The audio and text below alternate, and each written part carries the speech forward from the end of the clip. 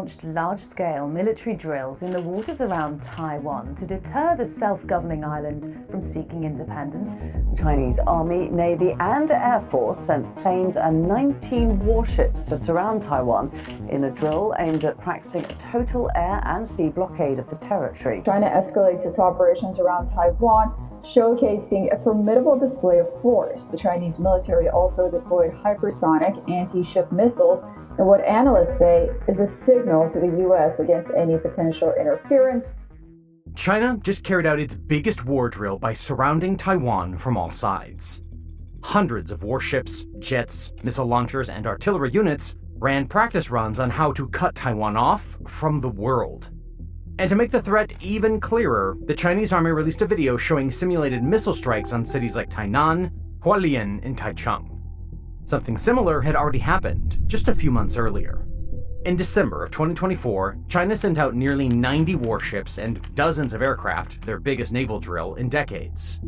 And even before that, in October, Taiwan had tracked 125 Chinese jets and 34 warships swarming near its airspace. But these drills aren't like the ones we've seen before. Something's off.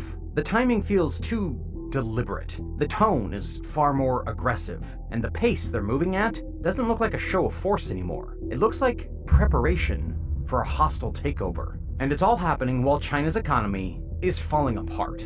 Tariffs are choking exports. American buyers are pulling out, and the factories built for that trade are shutting down one after another. For a regime that's built on control, this is a nightmare. Xi Jinping is backed into a corner with no good options left. And when a regime like the CCP starts to feel that grip slipping, even just a little, it lashes out. This is when you see its real face. This is how things like the Tiananmen Square massacre happen. Remember 2019? Trump hit China with $200 billion worth of tariffs, and then months later, the world was dealing with a deadly virus that came straight out of Wuhan? Yeah, the CCP never apologized for any of that. Instead, they just moved on like nothing happened. And now it's happening again. Tariffs are still crushing Chinese exports, some marked up by 145%, even 245%. China's once booming supply chains are breaking down. And instead of adjusting or fixing the problem, Beijing's response has been pride and silence. Because in Xi's eyes, China isn't a struggling economy anymore. It's a superpower. And when a superpower feels humiliated, it doesn't just sit quietly. It fights back. That's why recent satellite images show a significant military buildup in Fujian province, just across the strait from Taiwan. This includes Type 63A amphibious tanks, PHL-191 long-range and multiple rocket launchers, Type 305 radar systems, and logistics convoys equipped for rapid deployment. Military rail lines feeding into the region have seen increased traffic, and staging zones near coastal bases are filling up with assault vehicles and mobile missile units. None of this looks like defense, and all signs point to one thing. China is getting ready for war. For you to understand why this is happening and where it's likely headed, you need to look at how it started. How one war, one revolution, and one American warning shaped everything that's happening right now. Taiwan became the last piece of China that Mao couldn't take, and the US made sure that he never did.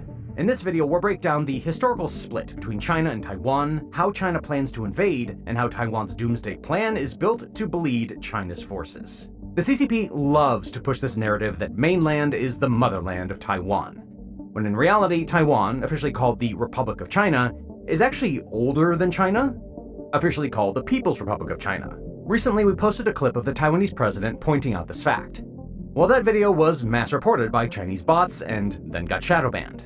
There's a good chance that the CCP bots will target this video too. So, if you guys can please do us a big favor and hit that like and that subscribe button down below. It helps us out tremendously. Okay. Let's start from the beginning. You see, in the 1800s, Taiwan was just a part of the Qing Empire, which basically ruled over all of current China. But in 1895, Japanese forces took over Taiwan, defeating the Qing government in the First Sino-Japanese War. After that, Taiwan was officially handed over to Japan, becoming a full colony under the Treaty of Shimonoseki. Japan ruled Taiwan for the next 50 years, building roads, railways, and schools, but also trying to erase Chinese identity from the island. Taiwan became a supply base for Japan's empire, and the people that lived there lived under strict Japanese control. Meanwhile, the Republic of China, or the ROC, overthrew the Qing Empire and took control of mainland China in 1912. Fast forward to the end of World War II. Japan had just been crushed. After years of brutal war across Asia and the Pacific, Japan was finally forced to surrender. During these surrender talks, the ROC sat down with the US and the UK and basically said, hey, Japan's still controlling Taiwan, but it's kind of a part of China. They only took it because they beat the Qing Empire. So while you're negotiating Japan's surrender terms, if you can throw in the return of Taiwan to the ROC, we'd really appreciate that.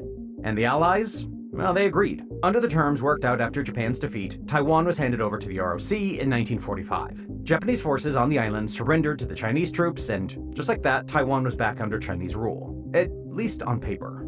Under the terms worked out after Japan's defeat, Taiwan was handed over to the ROC in 1945. Japanese forces on the island surrendered to the Chinese troops, and just like that, Taiwan was back under Chinese rule, at least on paper. So, the ROC, the then current government of China, now had complete control over both mainland China and Taiwan. But while they were busy trying to rebuild the country, chaos erupted yet again. A full-scale civil war broke out. This time, it came from their people. The Communist Party, led by a man named Mao Zedong, rose up from within.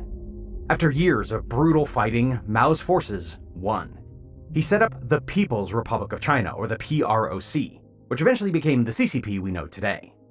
Meanwhile, the old government, the ROC, packed up whatever was left and they fled to Taiwan, holding on to the last piece of China they still controlled. Mao wasn't too happy with the old government taking a piece of China from him, so he decided to invade Taiwan. But he lost. This wasn't the end, though. Mao immediately started planning for a second invasion, building up forces along the coast and waiting for the right moment. But this time, the United States stepped in. Fresh off of winning World War II and deep into the early days of the Cold War, the US wasn't about to let communism spread any further. Washington made it crystal clear. Taiwan wasn't just some disputed island. Congress passed legislation promising US military support if Taiwan was attacked. And the warning to Mao was brutal. If you try, we'll nuke China. That threat stopped everything cold. Mao backed off. But that's when China realized that if they ever wanted to be taken seriously as a superpower, they needed nuclear weapons of their own. Good old mutually assured destruction. No one wins, but everybody's too scared to start. Even with the risk of nuclear war hanging over them, China never stopped dreaming about Taiwan. Mao tried and failed. And now it's Xi Jinping's obsession to finish what Mao couldn't. To drag long-lost Taiwan back under Beijing's grip and carve his name into Chinese history forever. The only difference is that China isn't weak anymore. It's not the broken country that it was back then.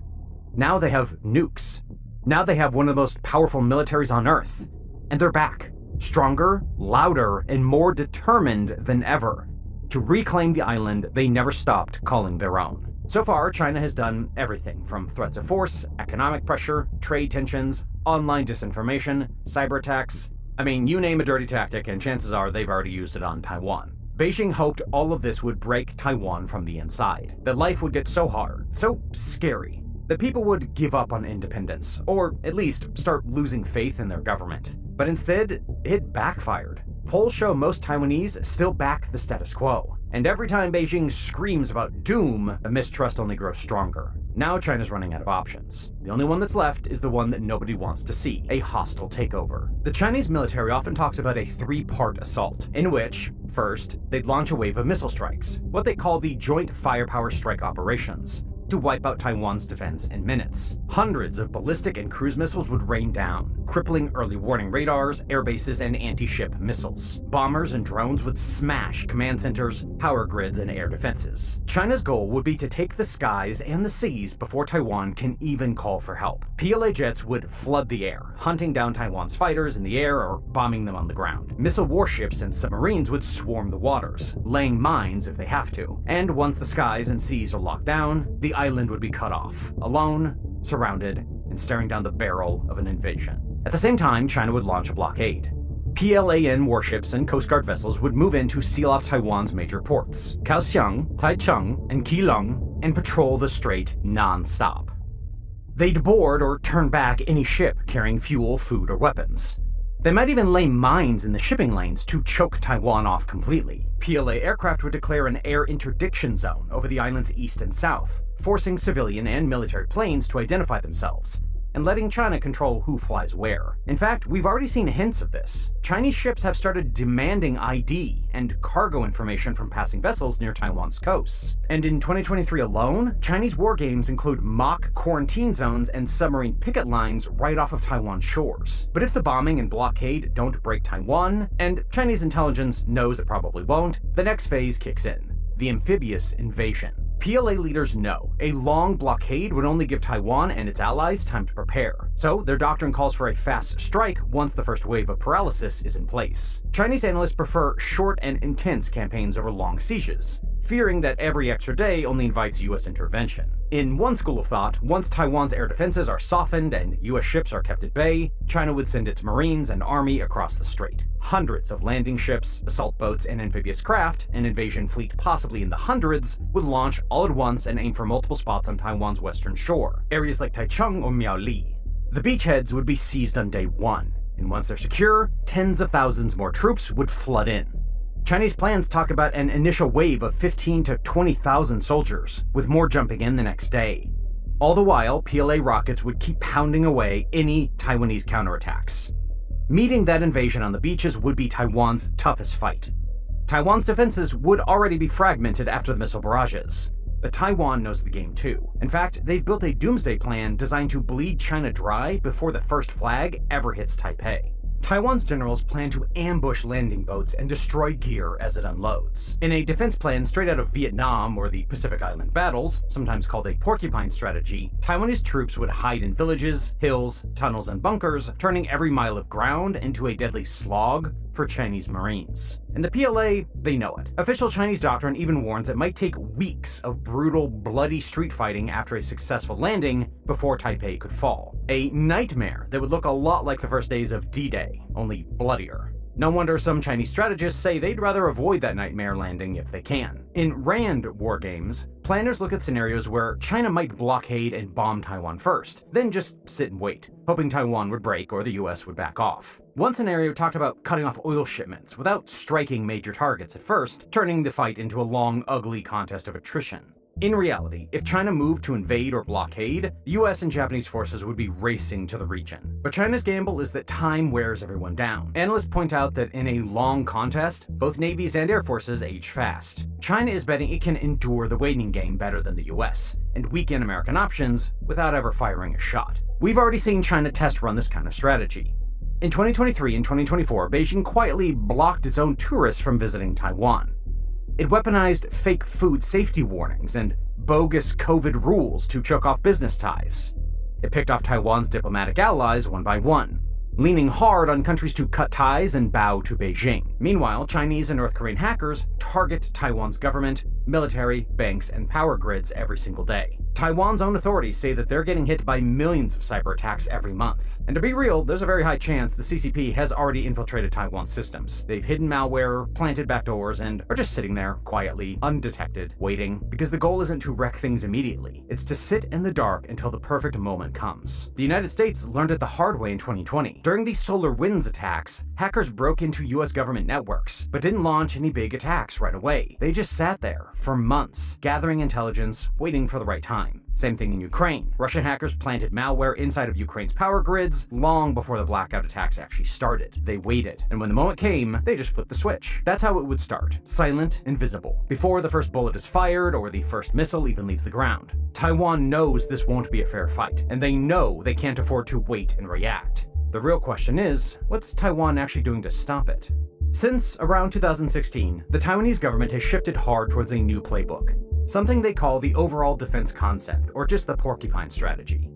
Instead of wasting time trying to match China's massive armies, navies, and air force, which would be suicide, Taipei has poured its resources into smaller, mobile, and hidden weapons. Things that can survive the first wave of attacks and still hit back hard. For example, Taiwan has stockpiled a huge number of ground-launching anti-ship missiles, long-range ship killers like the Xiangfeng 2 and the hypersonic Hyungsung 3. Instead of keeping them out in the open, they've hidden them in the mountain tunnels and mounted them on mobile launch trucks, missiles that can pop out, fire, and vanish before China even knows what hit them. The idea is simple. If China tries to land troops, Taiwan won't meet them at the beaches. surface, Taiwan will kill them at sea. And they're not stopping there. Taiwan is already mass-producing an extended-range version of its best missiles. So if things go really bad, they can reach deep into the South China Sea and start blowing holes in Chinese fleets before they even get close. Similarly, Taiwan's fighter planes would be kept dispersed in underground shelters or hidden on civilian airfields, so they could survive an initial missile barrage. The island has even tested civilian highways and regular roads as makeshift runways, ready to launch fighters if bases get destroyed. Air defenses are drilled constantly. During last summer's Han Kuang exercises, Taiwan rolled out mobile Patriots and Tiancong SAM units around key targets, launched interceptor rockets, and practiced intercepting mock missiles aimed at airports and ports.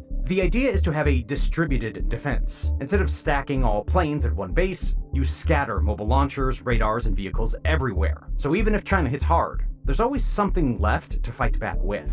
On the ground, Taiwan plans to use every local advantage. Guerrilla-style fighting and militias are a big part of the plan. The Taiwanese public would be in an all-hands-on-deck situation.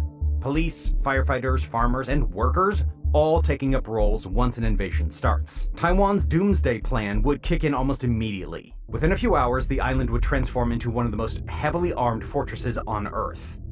Every street, every alley, every town ready to fight. In fact, Taipei's government has already staged large-scale civil defense drills called one-on exercises, where civilians practice moving to shelters, first responders simulate blackouts and fires, and roadblocks are set up to slow an enemy advance. They are reviving reserve forces and militia training. Last year's exercises, for the first time, included female reservists being called up to learn field tasks. A central idea is to hold out until help arrives. Taiwan calculates it might get, at most, a few weeks of warning, and then it would switch to wartime footing and mobilize its 1.5 million reservists to man second-line units. Top Taiwanese commanders have even said publicly that the entire society must be prepared to resist siege conditions, stockpiling fuel, medicines, and food in anticipation of a blockade. Militarily, Taiwan is also moving away from old Cold War thinking. They still keep older tanks and destroyers, but even Taiwan's own analysts warn that big, heavy systems are vulnerable. Critics say Taiwan has over-invested in large conventional weapons, heavy ships, aging jets, at the expense of smarter, asymmetric capabilities. And in a real war with China, every wasted dollar could mean losing real lives. In response, Taiwan's new defense plans focus a lot on small, fast-moving targets: missiles, boats, rocket artillery, drones, and sea mines. For example, Taiwan's Navy is adding small missile corvettes instead of wasting money on expensive destroyers. And the Army is shifting towards more truck-mounted rocket launchers. One proposal even calls for building mobile missile silos inland to fire coast defense missiles. For the air, the focus is on quantity and dispersion. Radar warning aircraft stay low profile, while dozens of mobile surface-to-air missile, SAM, batteries roam the island at all times. Taiwan knows it can't stop a full volley of Chinese rockets with interceptors alone. So instead, it's aiming to spoil Chinese air dominance. Make it messy, make it costly, using cheaper mobile SAMs scattered across the island. In short, Taiwan is trying to be a moving target. Hard to find, harder to kill. But no matter how good the plan is, everyone knows one thing: Taiwan can't win this alone. A cornerstone of Taiwan's plan is that any war will depend on outside help. Taiwan's government and defense thinkers are clear that the US, and to a lesser extent Japan, are crucial. The Taiwan Relations Act obligates America to provide arms. And over decades, the Pentagon has shipped Taiwan everything from Patriot missiles and F-16 jet upgrades to submarines and attack drones. Still, analysts warn, in most war games, Taiwan can't hold out long enough by itself. If the first wave of Chinese missile strikes goes Beijing's way, Taiwan would be left defending itself with hidden infantry, rocket trucks, and whatever mobile forces survive. That's why US help has to come fast. Cruise missiles, bombers, carrier strike groups. Without it, Taiwan risks getting ground down to surrender. Allies like Japan are also stepping up. After decades of post-war pacifism, Japan now plans to double its military spending by 2027. They're buying strike missiles similar to US Tomahawks so they can hit Chinese launch sites if war breaks out.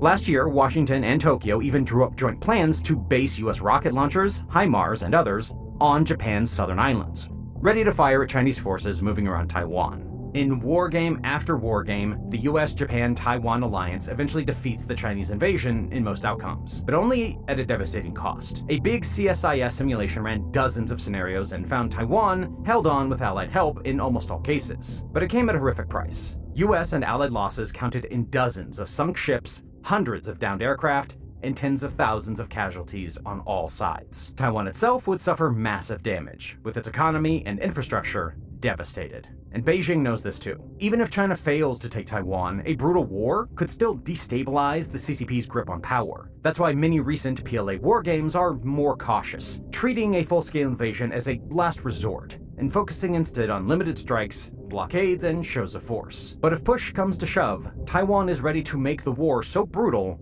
so ugly, that nobody wins. YouTube just dropped a mind-boggling announcement. It is paying creators $64 million per day. Why? Well, because YouTube doesn't have enough creators. That is why you see videos on your homepage that have less than 1,000 views, like this one. Now, of course, that doesn't mean everyone should start a channel, but if you have ever wondered about starting a YouTube channel, or a faceless YouTube channel like this one, well, now's the perfect time. YouTube is paying creators millions every day, and it's pushing newer, smaller channels now more than ever. But I'm sure many of you have questions on how to get started and how to grow a channel. We get questions in our email all the time from some of you guys. So that's why we've decided to put all of our YouTube advice into one training bootcamp for the low price of completely free. So, if you're someone interested in starting your own YouTube channel, you can sign up for this bootcamp by clicking on the link in the description or on the screen. Sign up now because, unfortunately, unlike YouTube videos, the bootcamp is like a Zoom call, so it's limited to just 100 people. Okay, let's get back to the video.